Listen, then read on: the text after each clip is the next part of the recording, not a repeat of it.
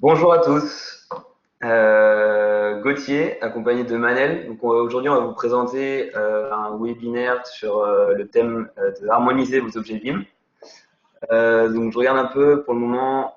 euh, Vous êtes un peu plus d'une cinquantaine. On va commencer. Je pense que les retardataires ils prendront en cours de route.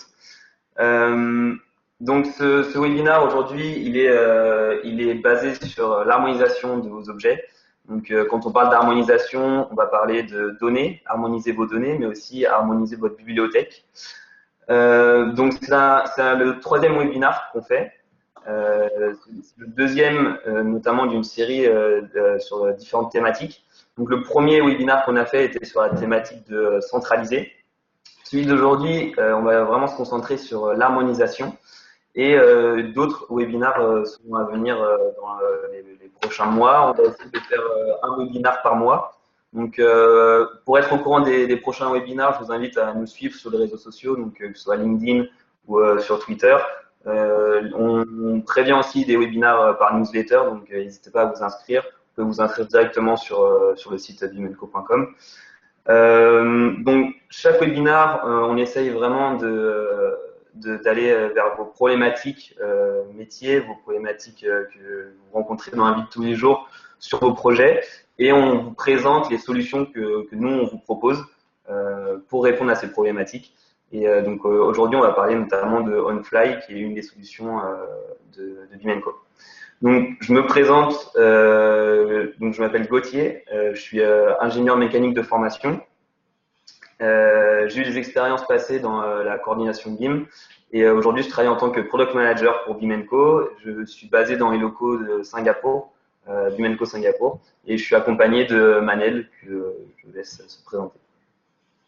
Bonjour à toutes et à tous, je suis Manel Tapti, architecte de formation spécialisée dans le BIM et je suis Customer Success Manager chez BIM & Co et j'accompagne nos clients aujourd'hui dans l'utilisation de nos outils.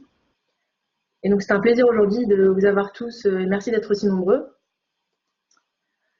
Donc d'abord je vais présenter notre entreprise, BIM & Co pour ceux qui ne la connaissent pas. BIM & Co c'est 3 produits. Donc, c'est la partie émergée de l'iceberg, c'est bimenco.com, la plateforme publique où vous téléchargez vos objets BIM pour vos maquettes, donc avec un gros focus sur la qualité des objets qu'on vous met à disposition.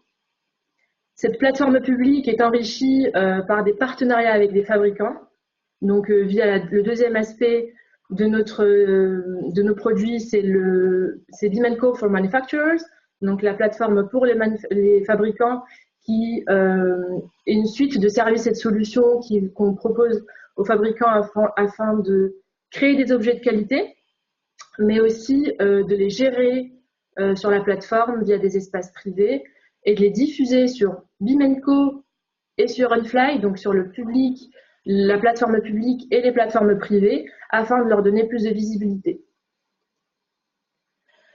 On va d'abord commencer par rappeler les enjeux de la maquette numérique, car pour digitaliser un bâtiment, il faut digitaliser les éléments qu'il constitue. Et donc, il faut savoir qu'une maquette numérique, c'est des centaines de milliers d'objets qui proviennent de différentes sources, donc soit d'anciens projets, soit de plateformes publiques, plateformes en ligne. Et cette maquette évolue au cours d'un projet, donc que ce soit en phase APD ou en exé. Et nous, chez BIM & Co, notre vision de la maquette numérique, c'est pas un modèle 3D, donc c'est pas une maquette 3D, mais c'est une base de données qu'il est très important de standardiser et d'harmoniser pour pouvoir l'exploiter efficacement. Donc face à cela, évidemment, il y a plusieurs enjeux. Le premier, c'est déjà de pouvoir centraliser et gérer son contenu BIM, donc sa bibliothèque d'objets qui sont utilisés dans les maquettes, de pouvoir harmoniser ces objets et les données qui les constituent, bien sûr, afin de pouvoir enrichir sa maquette, de mettre à jour ses objets, pour capitaliser de projet en projet et pouvoir améliorer la collaboration autour d'un même projet ou au sein de l'entreprise. Alors, on va commencer par poser les problématiques, car aujourd'hui, il y a clairement une problématique quant à l'harmonisation des données d'une maquette numérique. Le contrôle de qualité des maquettes, c'est un problème qui nous revient à chaque fois des différents clients. C'est une problématique commune puisque la qualité d'une maquette se reflète par la qualité de son contenu. Par contenu, bien évidemment, on ne parle pas de la 3D et des objets, mais surtout des données qui les composent. On va prendre un exemple parlant. Si sur une maquette, on prend des calculs de qualité, par exemple, des calculs de qualité sur une maquette, pour pouvoir faire des calculs de qualité, je me répète, il faut pouvoir additionner des longueurs ou des largeurs ou d'autres propriétés. En revanche, si on utilise des paramètres différents, donc des appellations de paramètres différents, on ne sera jamais en mesure d'exploiter les informations et les données de la maquette. Donc, il est essentiel de pouvoir harmoniser les paramètres afin qu'ils soient cohérents pour pouvoir les exploiter. Et c'est pour cela que chez Bimenco, on gère la donnée séparément de la 3D, car c'est deux choses distinctes. Il y a besoin de continuellement faire le lien entre les modèles, la maquette, les données et les processus métiers. Et donc ça, c'est une boucle qui est très compliquée car sur une maquette numérique, il y a plusieurs intervenants, plusieurs couches d'informations, donc ça peut être très difficile à gérer, à contrôler la qualité de votre maquette numérique. Donc, on va prendre un autre exemple, plus parlant cette fois, une nomenclature où on voit des paramètres largeur et hauteur. Donc, si on voit sur cette nomenclature, les paramètres de largeur sont appelés width dans le premier paramètre et W dans le deuxième. Pareil pour la hauteur. On parle du même paramètre, mais qui est appelé différemment. Donc, il est impossible d'additionner et de faire la somme de ces paramètres pour pouvoir exploiter sa maquette. Donc, il faut corriger manuellement les noms des propriétés, fusionner les maquettes dans des fichiers Excel, les colonnes dans des fichiers Excel, pour avoir une seule et même propriété. Ça paraît simple, mais c'est un point majeur qui requiert aujourd'hui beaucoup de temps des participants des projets. Donc, il y a certainement et un réel intérêt aujourd'hui d'harmoniser les objets d'une maquette et d'une bibliothèque. Par harmoniser, on signifie que la même propriété doit avoir le même nom dans un projet. D'un objet à un autre, on doit avoir une cohérence et une harmonie dans l'appellation des paramètres. Cela oblige les entreprises à d'abord adapter manuellement les familles qui sont récupérées de différentes sources, comme on l'a dit, des fois dans des plateformes en ligne, des fois d'anciens projets, les familles sont sur SharePoint, donc on va les récupérer. Il faut repasser sur les familles pour harmoniser les paramètres manuellement, donc c'est déjà chronophage, mais surtout source d'erreur. Il y a donc la difficulté d'extraire les informations de la maquette, car les paramètres n'ont pas les mêmes noms. Donc, sachant qu'une maquette numérique c'est censée être une base de données exploitable, on ne pourra pas la requêter pour obtenir des informations et des estimations fiables. Donc là, c'est un enjeu aussi important. Et aussi, on doit rajouter à cela le fait que sur une maquette, il y a différents métiers qui travaillent, qui sont synchro sur la même maquette. Donc, on va avoir des objets, enfin des métiers différents qui vont appeler des paramètres de manière différente et qui utilisent des propriétés qui les intéressent. Donc là aussi, il est indispensable d'avoir un langage commun au sein de l'entreprise pour que tout le monde puisse exploiter la même maquette. On a parlé des problématiques communes, maintenant on va se concentrer un peu sur les différents rôles des intervenants sur une maquette. On va parler du BIM manager par exemple, qui aujourd'hui, il va passer un temps fou en récupérant la maquette d'un thermicien, d'un acousticien, qui eux travaillent chacun avec des standards, des classifications différentes. C'est très fastidieux que de repasser sur les paramètres pour nettoyer cette maquette et de remettre les objets dans la bibliothèque.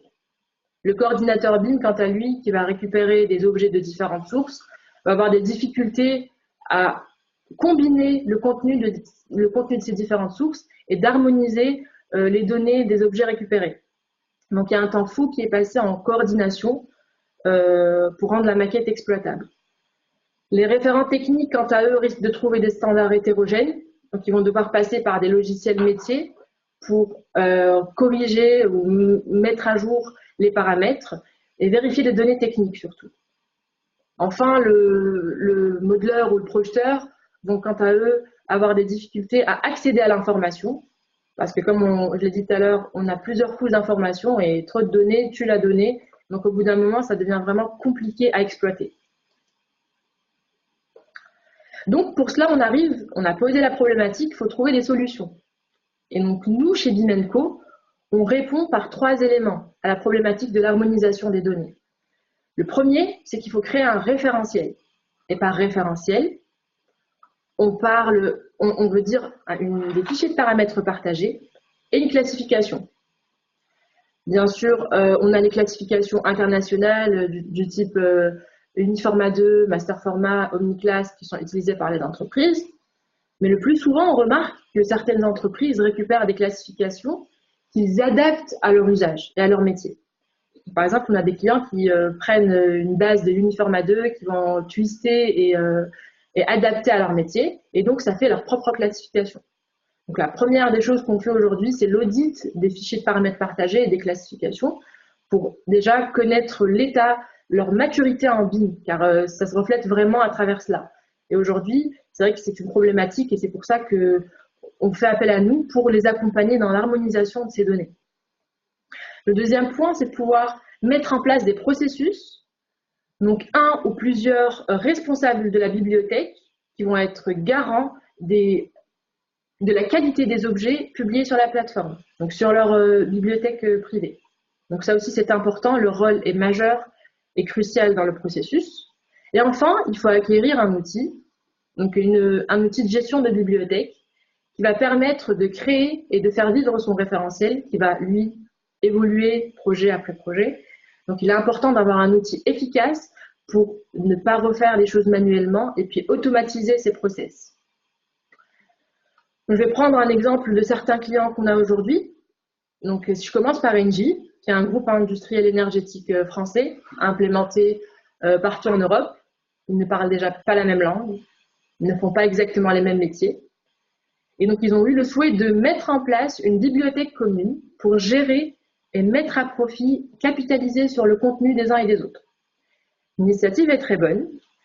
Et nous, on les accompagne aujourd'hui, donc à travers notre outil OnFly, à pouvoir capitaliser sur leur contenu. Donc, on les a aidés déjà à travers OnFly, de gérer et contrôler leur bibliothèque d'objets. Donc, en mettant en place les bonnes pratiques de gestion de cette bibliothèque à travers les différentes entités. On les a aidés à mettre en place un processus de contrôle et de validation de contenu pour que la base de données soit fiable et exploitable et que tout le monde puisse piocher des objets en étant sûr que les données ne sont pas erronées et qu'elles sont bien vérifiées et contrôlées. Donc, ils ont commencé, vu que c'est un grand groupe, comme je disais, avec des intervenants partout en Europe, des standards différents, des classifications différentes, il fallait mettre en place des process clairs et une charte de publication d'objets et de gestion de ces objets. Donc, on a décidé de mettre en place avec eux des propriétés obligatoires et des règles de nommage d'objets. C'était le premier pas dans la gestion de cette bibliothèque d'objets. Donc, ils ont inclus dans cette charte les paramètres obligatoires qui doivent être remplis pour pouvoir mettre du contenu dans leur bibliothèque privée. Et cela, ça montre que les objets vont être fiables, c'est-à-dire contenant des données contrôlées et des données essentielles pour pouvoir les exploiter. Car un objet sans données n'est pas un objet exploitable. C'est le conteneur de l'information. Donc voilà, ils ont utilisé une charte de publication qu'on a développée avec eux. Et aujourd'hui, ils disposent d'une bibliothèque fiable, de qualité, et qui répond à différents standards à travers le groupe. On va prendre un autre exemple. GA, qui est un groupe promoteur de construction spécialisé dans le smart building. Donc, ils ont opté pour OnFly pour constituer une bibliothèque basée sur des objets existants, donc d'anciens projets. Et leur objectif, c'était de pouvoir mettre à jour ces objets et capitaliser de projet en projet et d'avoir une base de données qui soit fiable et mise à jour. Donc, on les a accompagnés à travers notre outil pour éviter les ressaisies manuelles et contrôler la qualité de leur contenu. Troisième exemple, Aegis, qui est une entreprise spécialisée dans les constructions de rails. On les a accompagnés aussi dans l'harmonisation du contenu BIM, donc une bibliothèque standardiser, harmoniser et surtout contrôler afin de pouvoir faire des estimations de quantité avec précision. Ça, c'était l'objectif majeur des GIS, de pouvoir avoir des estimations précises. Donc voilà, on voit qu'à travers différents clients, les objectifs et les besoins peuvent être différents.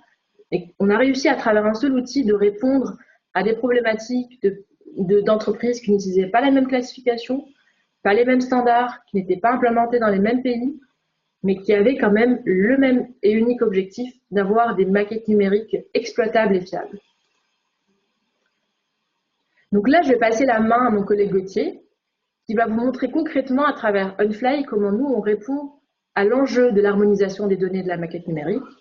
Donc, ce sera une démo live où il va vous montrer notre produit OnFly et avec un focus sur l'aspect gestion des données et contrôle des données. Et je vous invite aussi à noter toutes vos questions et nous les mettre dans la zone commentaire. Et puis, on y répondra dans la seconde partie de ce webinaire. Gauthier, je te passe la main. Ça marche. Je reprends la main. Donc, je vais partir en fait d'un premier constat.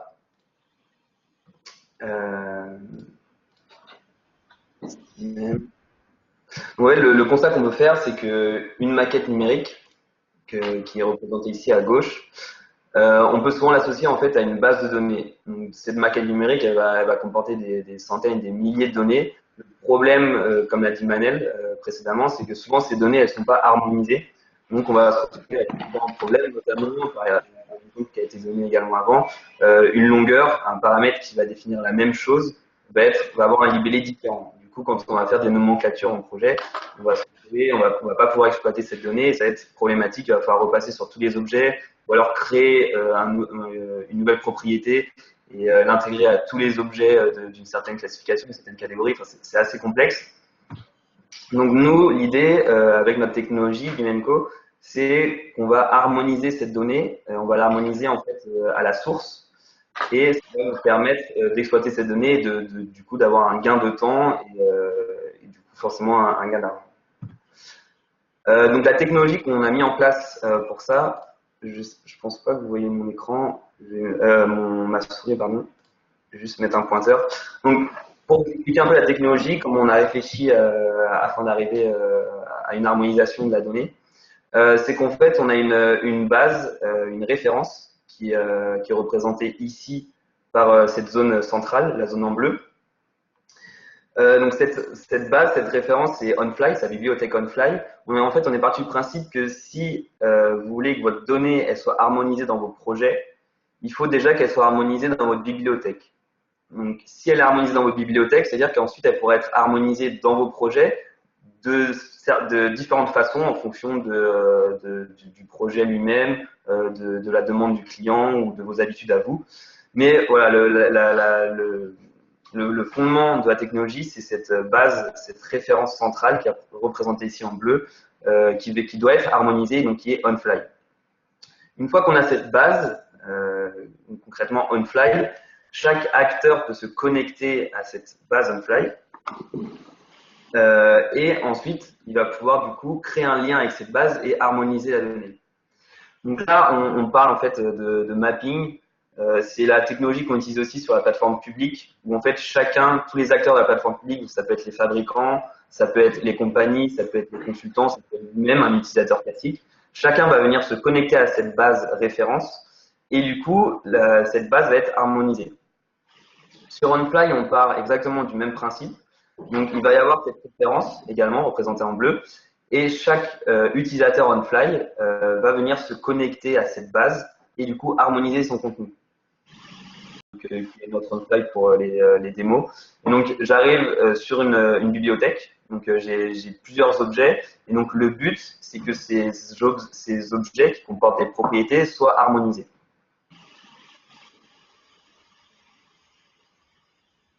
Donc, pour harmoniser, je vais donc créer un lien. Chaque utilisateur va créer un lien vers cet espace OnFly afin d'harmoniser son contenu. Ce qu'il faut noter également, c'est que cette base référence, donc ce que je viens de vous montrer avant, cet espace privé, il est aussi connecté à différents standards comme les IFC ou COBie, ce qui fait qu'on va pouvoir en fait intégrer à cette base ces standards. Et donc on va pouvoir les utiliser de différentes manières, que ce soit au téléchargement ou à la publication des objets. Parce que ce lien en fait que vous créez entre votre objet et votre utilisation des objets et la base référence OnFly, ce lien il est gardé que ce soit au téléchargement de l'objet. C'est-à-dire que quand vous allez récupérer un objet de cette base, il va être harmonisé, vous allez pouvoir garder ce lien d'harmonisation. Mais c'est un lien qui est gardé aussi à la publication. Donc quand vous allez mettre en ligne des objets, alors vos objets ils seront directement harmonisés sur la plateforme. C'est un peu complexe à comprendre, j'espère que c'est assez clair. N'hésitez pas surtout à poser vos questions et on y reviendra à la fin. Maintenant, je vais vous montrer concrètement comment créer ce lien afin que lorsqu'on met du contenu sur la plateforme, ce soit harmonisé et lorsqu'on télécharge, il soit harmonisé également. Donc, je vais aller sur Revit ici. Donc là, je me trouve dans Revit. Je suis sur un projet de démo. Donc dans Revit, on a un plugin Bimenco, vous pourrez se trouver ici. Donc ce plugin, il permet de faire différentes actions en fonction de cette bibliothèque de référence, en fonction de OnFly. Il permet donc de télécharger un objet, de le publier, de mettre à jour un objet. Donc on va pas étudier chaque cas et chaque fonctionnalité du plugin parce que ça serait très long. On va vraiment essayer de se concentrer sur l'harmonisation. Donc par rapport à ce que je vous ai montré avant, ici, on a besoin du coup de créer un lien entre le projet, donc en l'occurrence ici moi, mes paramètres partagés, mon projet, je dois créer un lien entre mon projet, mes objets et la base OnFly en termes de données. Donc pour ce faire, je vais aller dans les options du plugin Bimenco, ici. Et je vais pouvoir en fait spécifier un fichier de paramètres partagés afin de créer ce lien. Donc il faut savoir que ce fichier de paramètres partagés, il peut être différent du fichier de paramètres partagés que j'utilise actuellement dans mon projet. Là actuellement dans mon projet, je sais pas si c'est le cas. Voilà, donc là actuellement dans mon projet, j'ai des paramètres partagés qui sont chargés. Mais ici même, dans les options de mon plugin, je peux spécifier un fichier de paramètres partagés que je vais vouloir utiliser pour créer ce lien entre ces paramètres partagés et la plateforme OnFly. Donc j'ai sélectionné mon fichier de paramètres partagés et ici ensuite, je vais pouvoir créer ce mapping, ce lien entre mes paramètres partagés et OnFly.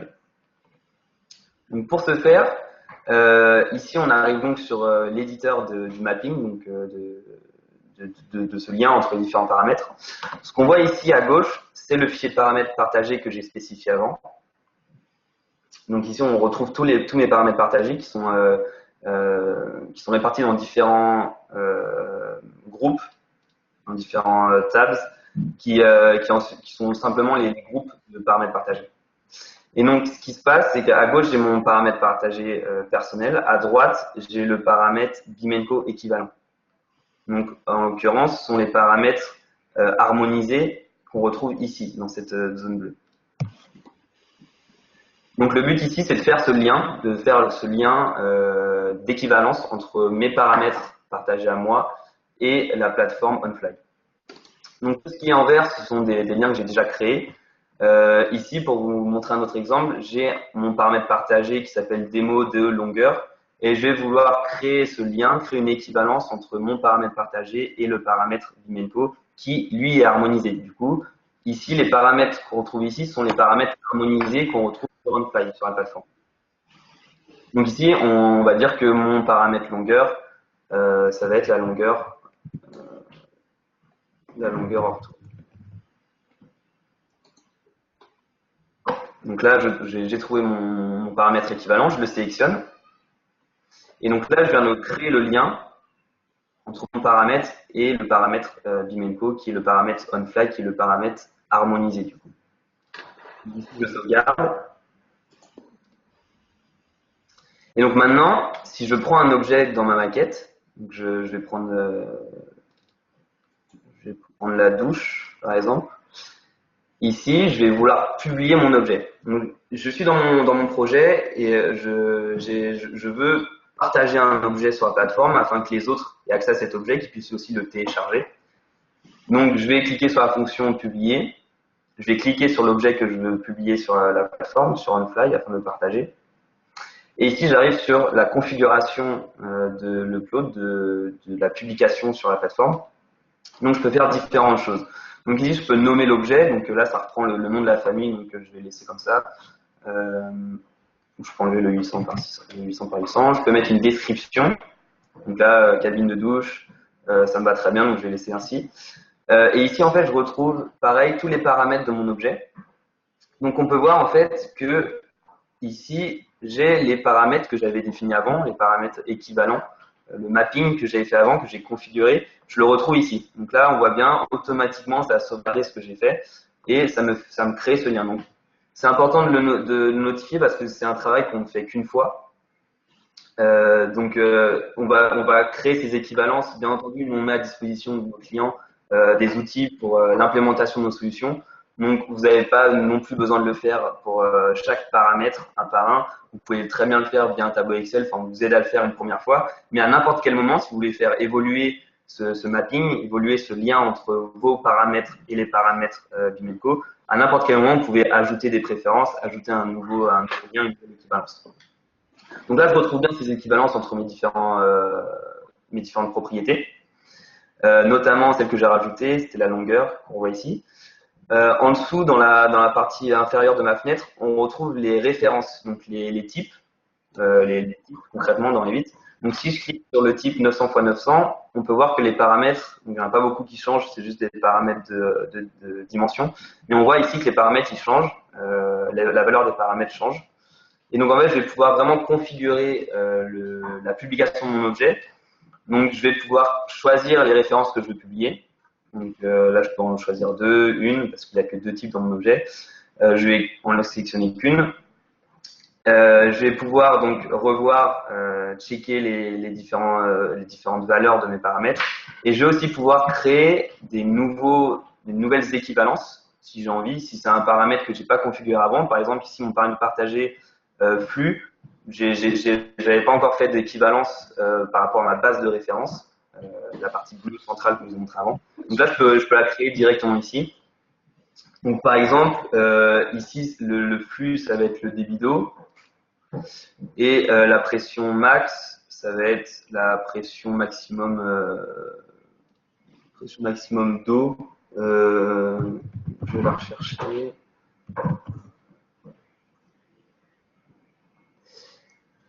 Voilà, donc elle est ici. Alors ce qu'on peut noter aussi, c'est que ici ma pression dans mon objet elle est en Pascal, parce que dans mon projet je travaille en Pascal. Mais le paramètre équivalent, donc le paramètre équivalent de cette base référence onFly, il est en bar. Et donc c'est pas un problème parce qu'en fait on gère aussi les unités. Donc ça veut dire qu'en fonction de votre projet, quand vous avez téléchargé un objet, cet objet, puisque nous sur onFly, puisque cette partie centrale elle est harmonisée chez nous, on a créé des équivalences également entre les différentes unités. C'est que quand vous avez téléchargé un objet, vous le publiez, on va respecter vos préférences d'utilisation. Donc ici, mon projet il est en Pascal. Si je télécharge un objet depuis la plateforme qui est en barre, ce sera aussi traduit en Pascal. Donc, par exemple, ici, notre pression elle est en Pascal. Quand je vais sélectionner la pression maximum, il y a du coup référencé en barre. Ça passe en barre, on est donc bien à 5 bars. Donc là, j'ai configuré ma publication afin que je puisse partager cet objet et qu'il soit du coup harmonisé. Donc une fois que j'ai fini tout ça, je peux tout simplement cliquer sur publier. Ici, on me demande si je veux mettre à jour ce que je vous ai montré avant dans les options. Est-ce que je veux mettre à jour ce fichier de mapping, ce fichier d'équivalence? Là, je peux mettre oui si je veux sauvegarder ou non ces préférences. En sachant également que, toujours pareil dans notre process d'implémentation de notre solution, le mapping que vous faites, donc il est fait par les administrateurs et il peut être aussi partagé à tous les utilisateurs d'onFly. C'est-à-dire qu'il va être fait sur le poste d'un administrateur qui a les droits de le faire et n'importe quel membre onFly peut récupérer ce mapping, ses préférences de mapping. Du coup, un administrateur peut vraiment obliger, entre guillemets, tous les membres d'une entreprise à utiliser ce lien, cette configuration. Donc ici, je suis toujours dans mon plugin.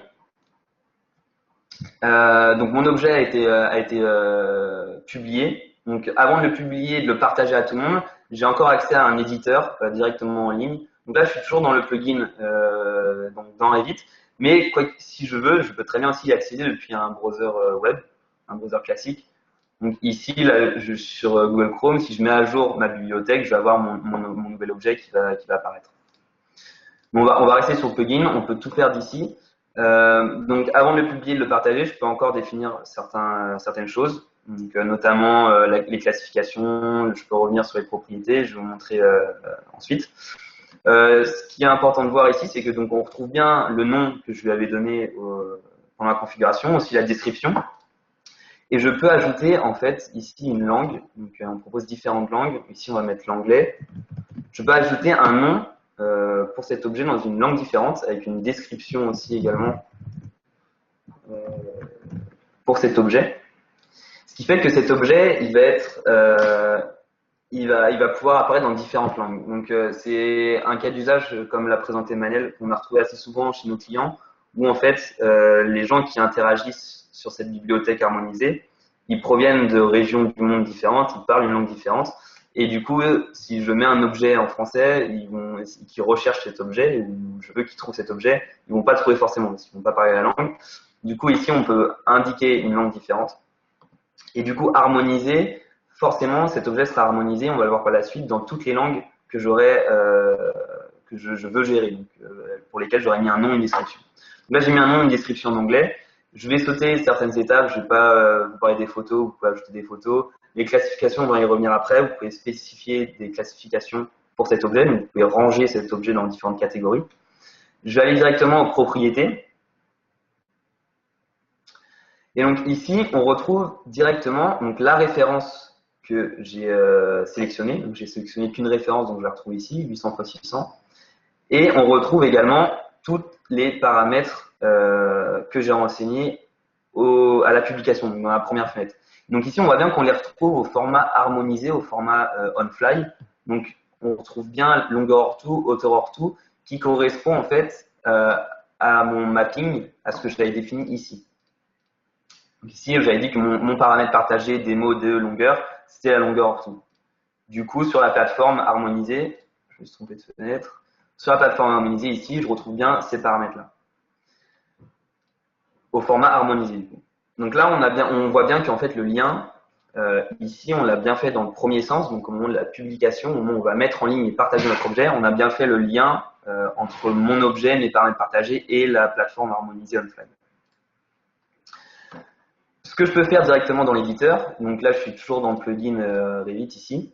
Je peux également le faire directement depuis un web browser classique comme Google Chrome. Je peux créer une variante, donc créer un type dans Revit.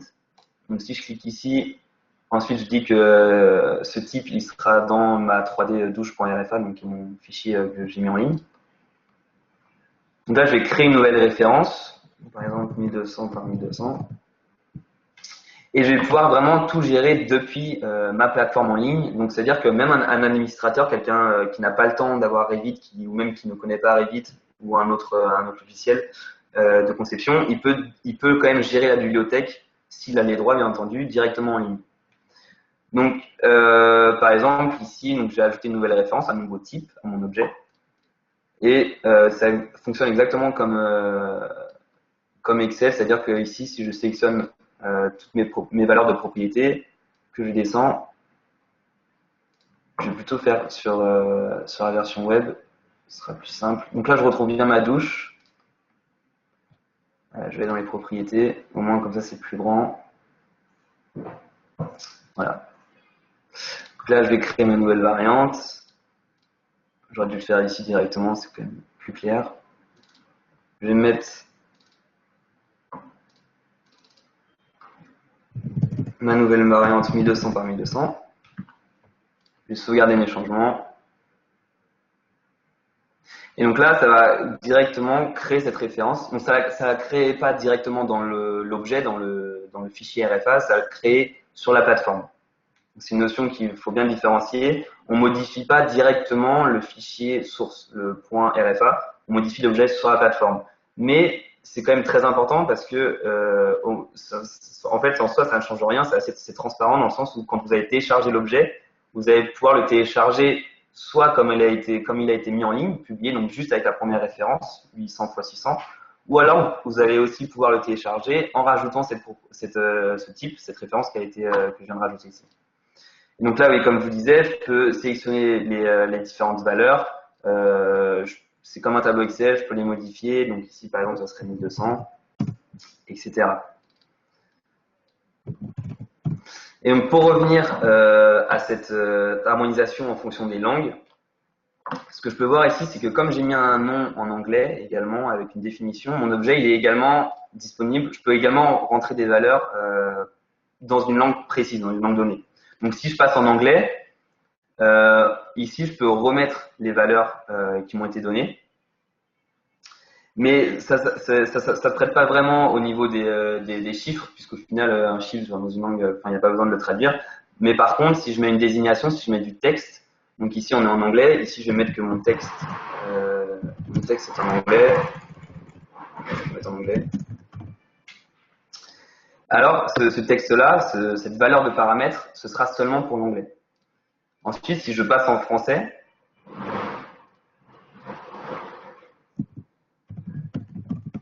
cette valeur, elle sera seulement pour le français. Ce que j'oublie de faire à chaque fois, c'est de sauvegarder.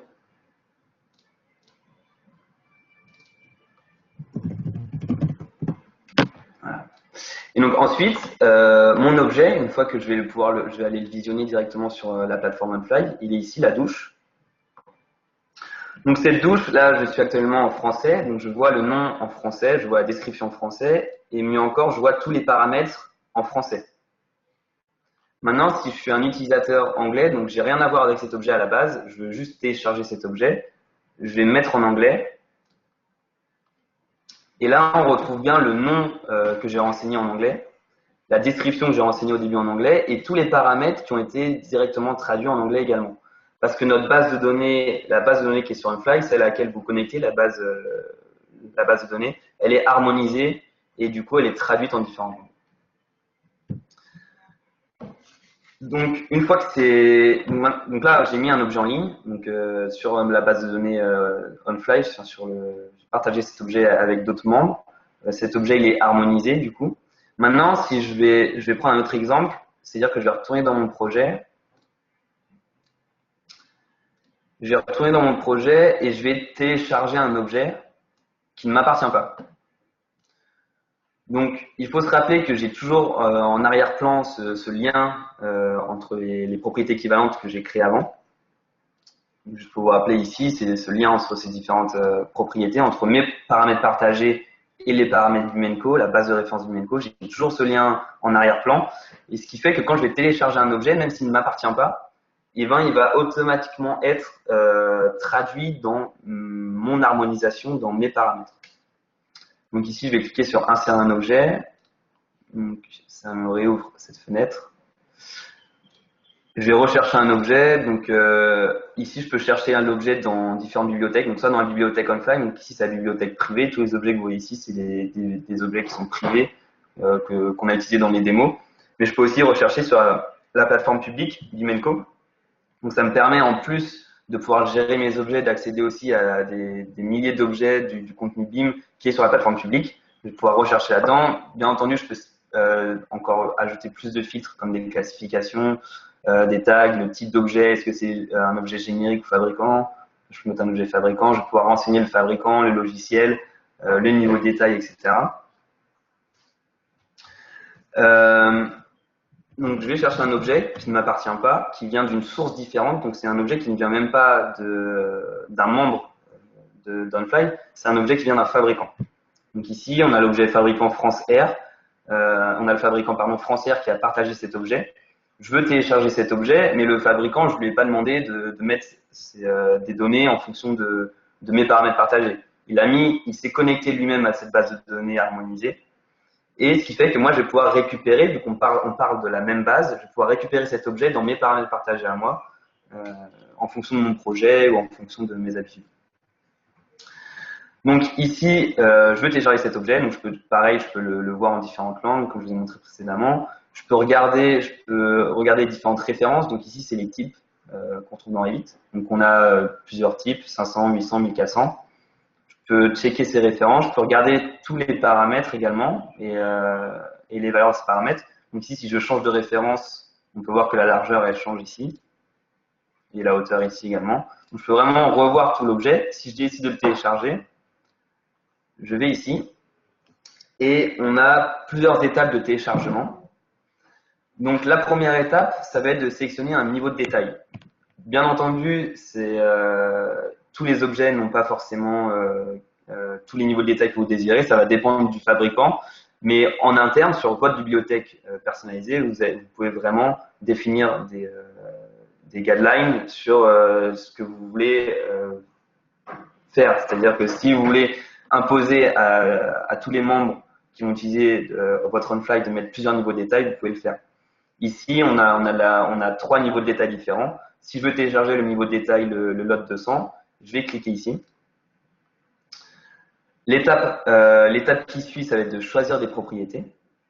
Donc là, c'est très important également parce que un objet comme celui-là, donc là, on a surtout des propriétés ELEC, mais on a des objets, par exemple une CTA, et on va avoir des propriétés ELEC, on va avoir des propriétés Mecha, on va avoir des propriétés de dimension, et en fonction de sa spécialité, on ne peut peut-être pas avoir toutes ces propriétés dans son projet. Et ce qui fait que si on télécharge l'objet avec toutes ses propriétés, toutes les références, il va falloir encore faire du tri derrière et ça va encore prendre du temps. Et du coup, on met à disposition cette solution qu'on appelle le Smart Download qui permet de vraiment personnaliser un téléchargement d'objets. Donc ici, je vais sélectionner les propriétés que je veux télécharger. Donc on va dire que je vais prendre les propriétés des legs, je vais toutes les prendre, les dimensions également, conception, ça ne m'intéresse pas, je ne vais pas le mettre, et classification, et donner une notification. Ça, c'est la première étape, enfin la deuxième du coup, puisqu'en première étape, j'ai choisi le niveau de détail. L'étape suivante, ça va être de sélectionner les références. Donc ici, je peux voir toutes les références, comme on le voyait avant dans la fiche de l'objet. Je vais pouvoir regarder les valeurs des propriétés en fonction de ces références. Et je vais pouvoir sélectionner les références que je vais télécharger. Là, je vais en télécharger qu'une, par exemple. Il n'y a que la référence 800, le type 800 qui m'intéresse. Et ensuite, je vais télécharger cet objet.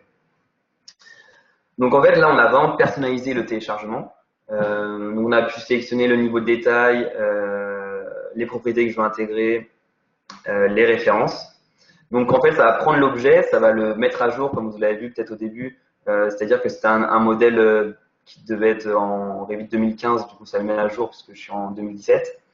Ça va ensuite générer cet objet, donc ça va intégrer toutes les propriétés que j'ai sélectionnées, les références que j'ai sélectionnées, et du coup ça va me permettre d'avoir l'objet exactement tel que je le veux dans ma maquette directement.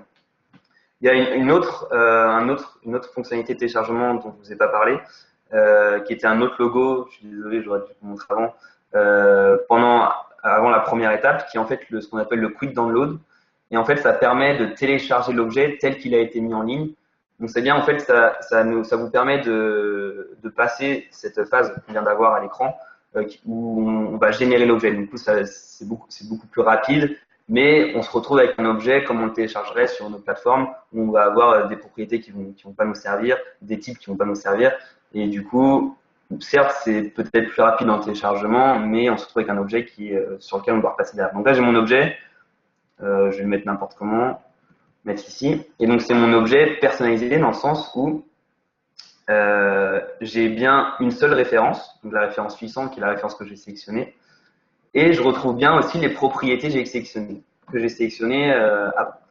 Et là, ce qui est aussi très important, ce qu'on peut voir à l'écran, c'est que je me retrouve en fait avec des propriétés telles que je définis avant dans mon field mapping quand j'ai créé mes liens. Vous vous rappelez dans les settings, dans les options de mon plugin, quand j'ai créé ces liens entre mes propriétés, mes paramètres partagés et les propriétés de la plateforme, et ben on les a aussi gardés au téléchargement. Donc ici, ça me permet en fait de télécharger les objets. En plus de télécharger d'une manière personnalisée, je peux les télécharger dans mon langage. Donc ici, je retrouve bien des mots, c'est vraiment dans le langage de mes paramètres partagés. Donc voilà pour le mapping. Donc ça veut dire aussi que ce même objet, si je télécharge cet objet sur un autre projet avec d'autres paramètres partagés, et ben ces paramètres partagés qu'on a sur la plateforme, ces paramètres ici, là, ils vont être traduits en fonction de ma configuration. Donc et en fonction de l'utilisateur aussi, ça peut changer. Donc, voilà. Donc, en fait, le principe, c'est vraiment d'avoir une base centrale harmonisée, cette base centrale ici, qu'elle soit harmonisée et qu'ainsi, n'importe qui peut télécharger un même objet d'une manière différente avec son harmonisation à lui et ses paramètres partagés. J'ai pris un peu de temps, je vais accélérer un peu pour la suite. Donc là, on parlait vraiment de l'harmonisation de la donnée. Ce dont je voulais vous parler également, c'est l'harmonisation des objets, donc plus l'harmonisation en termes de classification. Donc ici dans OnFly, en fonction de votre rôle et de vos droits, donc moi je suis administrateur, j'ai accès à différents outils. Si je suis un membre simple, par exemple, je ne peux pas mettre en ligne des objets, je peux seulement les télécharger. Ça après, bien entendu, on voit avec les entreprises en fonction de comment ils veulent configurer les rôles. Mais ici, en tant qu'administrateur, j'ai accès à d'autres outils, notamment l'outil de classification. Et je vais pouvoir en fait créer des classifications directement sur OnFly. Donc par exemple, je vais créer une classification pour la plomberie. J'ai oublié de me remettre en français. Donc ici, je vais pouvoir créer ma classification. Je vais me remettre en français. Et donc cette classification, je vais pouvoir vraiment créer des nœuds de classification. Donc, par exemple, on a mis une douche en ligne, donc on va créer un nœud de douche, mettre une définition. Et donc, je peux créer des sous-nœuds, je sais pas, douche double porte, par exemple, etc. Donc, je vais pouvoir vraiment créer mes classifications moi. Donc, également, c'est encore un outil auquel vous pouvez accéder à n'importe quel moment en tant qu'administrateur. Mais au moment de l'implémentation de la solution, on facilite tout ça. Vous n'avez pas à le faire nœud par nœud. Vous fournissez un template et vous pouvez juste le compléter. Et vous avez toutes vos classifications personnalisées directement intégrées dans le file.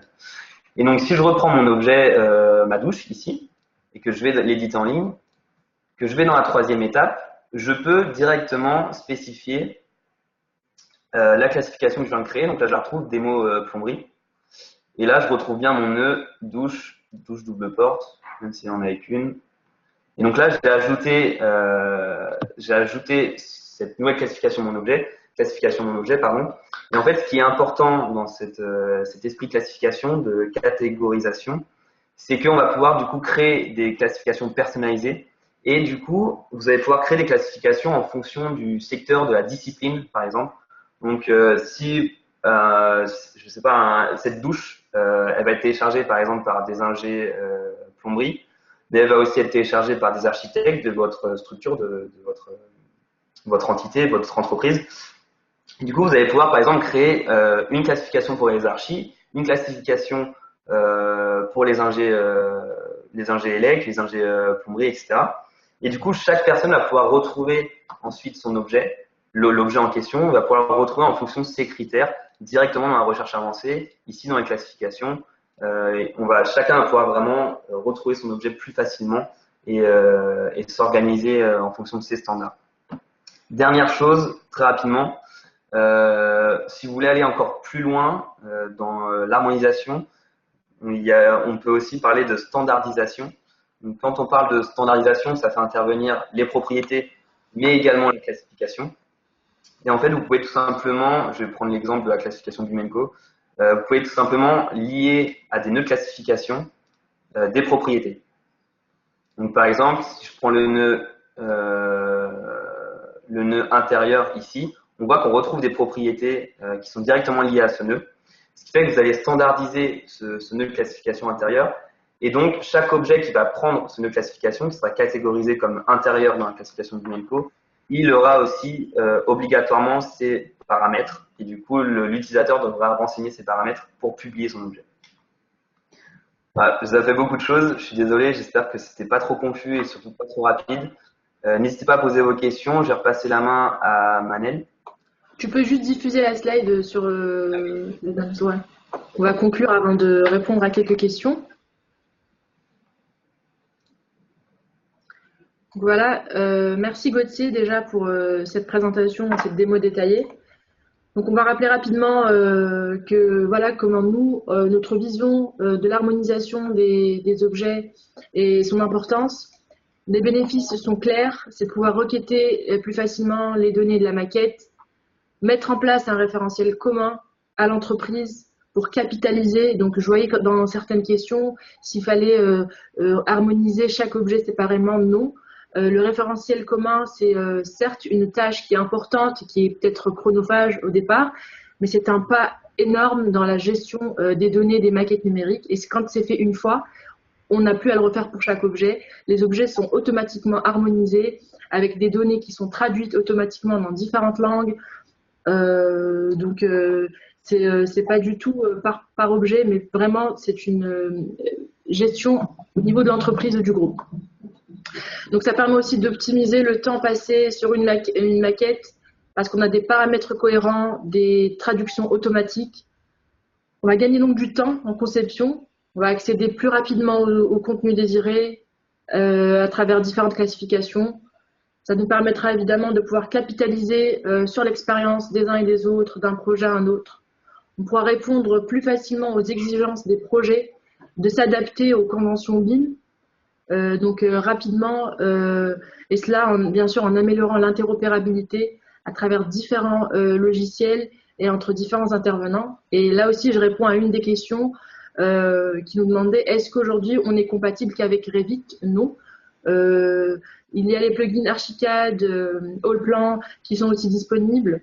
Donc, et aussi, bientôt, prochainement aussi Tecla qu'on est en train de développer, un nouveau connecteur pour pouvoir justement être interopérable et pouvoir échanger des données avec tous les logiciels et tous les intervenants. Donc, je ne sais pas combien il nous reste exactement de temps. Ben, ça va, on a un peu de marge. Oui, on est bien, mais on va vraiment répondre à un maximum de questions. Voilà, on a pas mal de questions. Je vous remercie d'ailleurs pour l'intérêt que vous portez à notre présentation. Gauthier, je te laisse prendre la main sur les questions. Du coup, nous, en tout cas, nous, on n'est pas pressés. On va essayer de répondre, on va essayer de faire cette présentation en 1 heure. On va répondre à un maximum de questions. Donc, je vais les reprendre plus ou moins dans l'ordre. La première question, c'était une difficulté pour gérer les différents loads, les niveaux de détail. Donc, comme je vous l'ai montré sur la plateforme pendant la démonstration, on peut avoir différents niveaux de détail pour un même objet. Donc, c'est quelque chose qui peut être vraiment utile. Alors, j'ai le panneau des questions qui me gêne un peu. Donc, comme on l'a vu avec la Powerbox, pour un même objet, du coup, on peut spécifier différents niveaux de détail, donc différents modèles. Et donc, ça, c'est accessible pour chacun des objets. Donc, ici, dans les modèles 3D, on avait un niveau de détail, un LOD 400, 200, 100, en sachant que, comme a dit Manel, c'est un on-fly, donc c'est un outil déjà qui est en ligne via un web browser, mais aussi via les plugins. Du coup, on gère différents formats. Ici, on n'a que Revit et IFC, mais on peut très bien avoir du SketchUp, du Allplan, du Archicad. Donc, ces 3 logiciels, on a des plugins qui leur sont dédiés. Donc, voilà pour les niveaux de détail. Est-ce que votre solution on-fly peut être compatible avec Archicad, Vectorworks, SketchUp, seulement Revit? Donc, pour le moment, on ne fait pas encore Vectorworks, mais on développe toujours nos plugins, les fonctionnalités également. On a des mises à jour assez régulières pour améliorer nos produits, notamment les plugins, et on développe des nouveaux plugins et Vectorworks fait partie de la liste des plugins qu'on voudrait développer. Donc, pour l'instant, on ne le fait pas pour Vectorworks, mais dans le futur, on le fera sûrement. Si j'ai bien compris, en téléchargeant un objet sur une feuille, il sera déjà harmonisé. Alors oui, il sera déjà harmonisé quand vous téléchargez depuis Unfly. C'est-à-dire que je suis dans ma maquette, je veux télécharger cet objet, et du coup, il sera directement harmonisé en fonction de mes paramètres à moi. En fait, c'est vrai que c'est un peu complexe en termes de nom. Ce qui est harmonisé, c'est bien entendu, vous de votre côté, vous avez harmonisé vos paramètres partagés. Mais ce qui est harmonisé de manière plus générale, c'est la plateforme, c'est on-fly, c'est tous les objets que vous avez en ligne, eux, ils sont harmonisés. Ce qui fait que vous pouvez du coup les redistribuer dans différents standards, dans différents paramètres partagés. Donc, du moment où vous avez téléchargé un objet qui est sur la plateforme, cet objet il est harmonisé. Et du coup, vous pouvez traduire ses propriétés dans votre langage à vous. Je vais prendre les questions suivantes. Donc, encore une question sur Allplan Archicad. Euh, Alors, OnFly fonctionne avec l'utilisation de 1360 Design d'Autodesk où les modèles 3D sont hostés dans le cloud. Donc, c'est une OnFly, c'est une technologie qui est basée, qui est cloud-based, donc tout est mis sur le cloud OnFly. On utilise donc des serveurs spécifiques à ces technologies qui sont très sécurisés et je ne sais pas si vous connaissez, mais on utilise des serveurs OVH basés en France, notamment à Lille. Est-ce que les paramètres harmonisés sur OnFly sont multilingues? Oui, du coup, c'est ce que je vous ai montré, donc c'est une très bonne question. Donc ces paramètres qu'on retrouve dans les objets, ici, comme on peut le voir à mon écran, diamètre, hauteur, tous ces paramètres, ils sont harmonisés et ils sont multilingues, ils sont disponibles dans toutes ces langues. Donc n'importe qui peut visualiser les objets dans sa langue, mais il peut aussi les télécharger dans sa langue. Donc il peut les télécharger soit comme ils sont sur la plateforme, c'est-à-dire que moi, si je veux, je peux télécharger l'objet et avoir le nom du paramètre diamètre nominal. Si je me mets en anglais, je peux avoir le nom de ce paramètre en anglais. Mais comme je vous l'ai montré aussi, je peux également avoir cet objet dans mon langage à moi de paramètres partagés. Donc encore plugin all plan. Il nous reste 4 minutes, Gauthier. Ok, je vais essayer quand même de répondre à la question. Faut-il mettre à jour tous les objets un par un? C'est colossal comme travail en phase APS architecte. Alors mettre à jour, mise à jour en ligne ou mise à jour dans le plugin, mise à jour en ligne ou dans la maquette, je ne sais pas. Vraiment, je n'entends pas, désolé. On a ici on a un outil de mise à jour.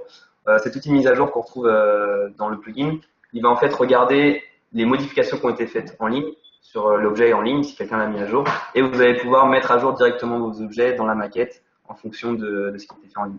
Si vous pouvez également mettre à jour des objets qui sont un objet qui est déjà en ligne. Par exemple, cet objet ici que j'ai téléchargé il est déjà en ligne. C'est un objet fabricant, donc c'est un mauvais exemple.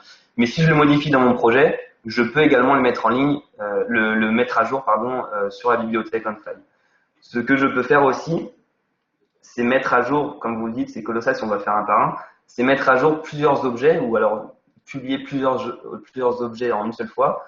Ici dans le plugin, j'ai une fonctionnalité qui me permet de regarder dans un projet. Donc là, j'ai qu'un projet ouvert, donc c'est celui-ci. Et là, je peux voir en fait tous mes objets qui composent mon projet. Et je peux sélectionner ceux que je veux mettre en ligne ou ceux que je veux mettre à jour. Parce que forcément, il va les reconnaître s'ils sont déjà sur la plateforme. Et du coup, ça va les mettre à jour sur la plateforme en ligne. Voilà pour cette question.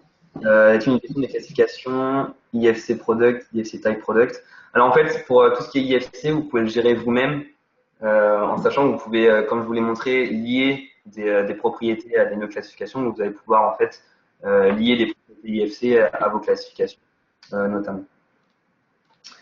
Comment gérer la bibliothèque sans Revit? Donc tout simplement en ligne sur un browser classique comme Mozilla ou Chrome. Vous pouvez directement accéder à OnFly et gérer votre bibliothèque d'ici. Vous pouvez publier vos objets, vous pouvez les éditer en ligne, etc. Il reste une minute. J'essaie de prendre une autre question. On me dit qu'on peut déborder, on ne sera pas coupé à la fin de l'heure, donc. De toute façon, on arrive à la fin des questions. Quel type de licence proposez-vous pour cette solution en ligne? Est-ce basé par le nombre d'utilisateurs sur un modèle d'achat? Je peux te laisser répondre à la limite, Manel, sur. Donc on reviendra vers vous concernant les tarifs. C'est pas dans mon domaine ni du domaine de mon collègue. Donc on a des personnes qui seront aptes à vous répondre et à vous donner des estimations claires à ce sujet-là. Pareil pour la version d'essai, on va se rapprocher vers vous. Donc je vous invite à nous laisser un petit message si vous souhaitez être contacté et on le fera avec plaisir pour vous présenter le produit en détail. Ce webinaire sera aussi disponible pour le revisionner après, donc si vous souhaitez le partager, ce qu'on vous invite fortement à faire auprès de vos collègues ou au sein de votre entreprise. Et aussi, alors est-ce qu'on peut le revoir s'il est manqué? Oui. Je pense que j'ai répondu au reste des questions. Oui, du coup, ouais, on fait passer sur toutes les questions. N'hésitez pas à nous contacter sur l'adresse que vous voyez à l'écran, onboarding@bimenco.com. N'hésitez pas aussi à aller faire un tour sur onfly.io.fr. Vous pourrez directement télécharger la plaquette et avoir un aperçu des outils. Et n'hésitez pas aussi à aller sur la plateforme publique pour télécharger des objets gratuitement. Et sur cette plateforme publique, vous pouvez aussi télécharger le plugin qui vous permettra du coup d'interagir seulement avec la plateforme publique. Vous allez pouvoir vous créer un compte utilisateur, donc pas pour une entreprise, mais c'est un compte du coup personnel pour vous-même. Vous allez pouvoir télécharger du contenu de la plateforme publique et en publier aussi, en partager si vous voulez, d'une manière publique. Donc on n'est pas sur la partie on-fly qui est partie privée entre. Merci Gauthier. Donc je réponds à une dernière question qui nous demandait si nos précédents webinaires étaient disponibles. Oui, ils sont disponibles sur YouTube. Donc on vous invite à aller les visionner. Et puis surtout de nous suivre sur les réseaux sociaux pour être alerté pour les prochains webinaires aussi. Donc vous connaissez les thématiques. Voilà, je vous remercie pour tous les contacts qui nous viennent. On ne manquera pas de vous recontacter. Ben, pour ma part, c'est fini. Merci beaucoup. Merci pour votre attention. Merci pour votre intérêt. Et n'hésitez pas à revenir vers nous si vous avez des questions. Merci beaucoup. N'hésitez pas à revenir vers nous. On ne tardera pas à mettre la vidéo en ligne pour que vous puissiez la revisionner. Et puis à très bientôt, on espère pour vous revoir autour d'une autre thématique. Merci et bonne journée à tous.